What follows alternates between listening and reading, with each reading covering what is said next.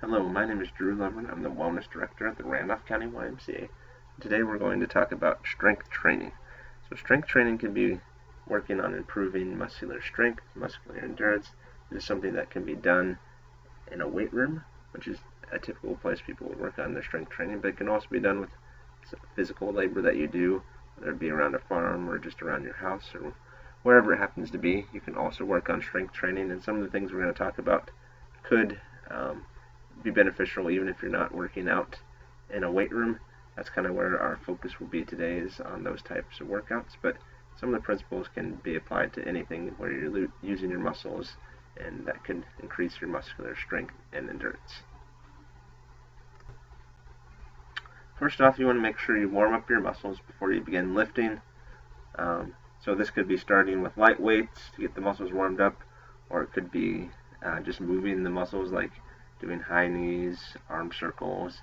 This helps reduce the risk of injury, because your muscles, if they want to be able to perform properly, they have to get kind of loose, get warm.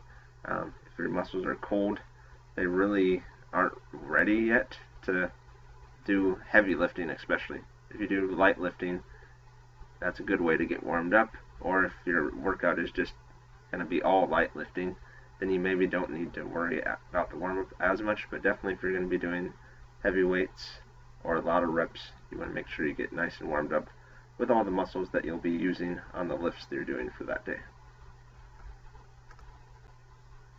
Next, you want to make sure you have proper form.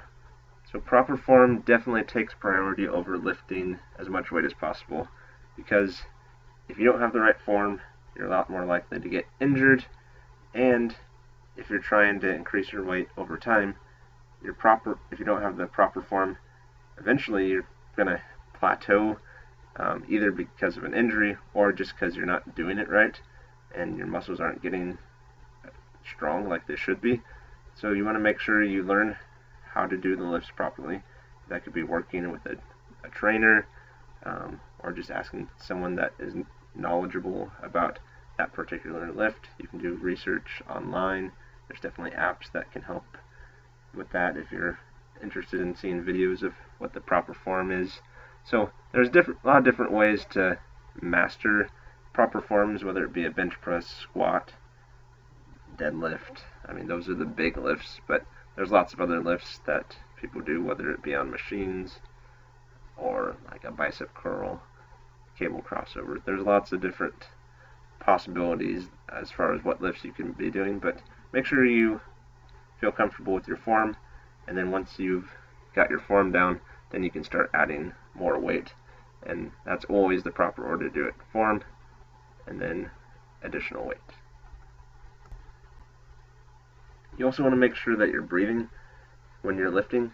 So when you're lifting the weight up or exerting force, you should exhale. So when you're doing work, you want to exhale, and when the weight is being lowered, or when your muscles are kind of relaxing a little bit because they're not working as hard, you want to inhale, and this allows the oxygen to keep flowing in your muscles, which allows your muscles to work better. So your muscles need oxygen to be able to do work, and that's what you're doing when you're lifting weights, whether it be in the weight room or just doing work anywhere. They need oxygen. If you don't breathe, you're not going to be able to lift as much weight, not going to be able to lift it for as long. So it's important that you keep that breathing very good. Exhale when you're lifting the weight, and inhale as you're lowering it. And that has to be that way to really get the most efficient oxygen through your body and into your muscles. Next thing is progressive overload. So if you don't know what progressive overload is, basically it's the principle of progressive overload is a gradual increase in load or repetitions over time. This increase in load or repetitions keeps muscles from plateauing. So basically, when you're training, you can't be doing the same workout all the time. So if you're doing, say, 100 pounds on the bench press, 3 sets of 10, and you keep doing that over and over and over, you do that 3 months, 6 months, a year, and you're still doing that same weight, same amount of reps every time you work out your upper body, you're not going to really see any results. So instead, you maybe want to do your 3 sets of 10 on the bench press for maybe a month. Could be 2 weeks, could be 2 months, whatever it happens to be. But then you either want to increase your reps, so you could go up to do the same weight, that 100 pounds, and go up to 15 reps if you wanted to go high reps, or you could stay at your 10 reps per set and then maybe go up to 110 pounds. Or even if you're really feeling good, go up to 120. Or you could increase both if you feel like you've really increased your strength. You could maybe do 12 reps at 110 or something. You just have to increase your load and repetitions, one or both, if you want to progressively overload your muscles so you'll get stronger as time goes on. If you keep doing the same thing over and over again, you may retain your strength, but you won't really see muscle growth, gain in muscle strength, gain in muscle endurance. And that's what a lot of people are going for with their workouts. So you want to make sure you incorporate this principle of progressive overload in your strength training workouts. Finally, you want to make sure you have a rest day periodically. Depending on your goals, it may differ how many rest days you want over the course of a week. I would say for sure you need at least 1 rest day over the course of the week. Most people probably have 2 or 3 rest days. Some might have even more. If you're on that, say you were working out 3 times a week, there'd be 4 rest days that you'd get, and it might be good to work out a day, rest a day, work out a day, rest a day. But it just depends on your goals. Some people work out more often than others. But no matter who you are, you need at least 1 rest day. So you want to give those tiny tears in your muscles after strength training time to heal. And then when those muscles heal, they grow back larger, you get stronger.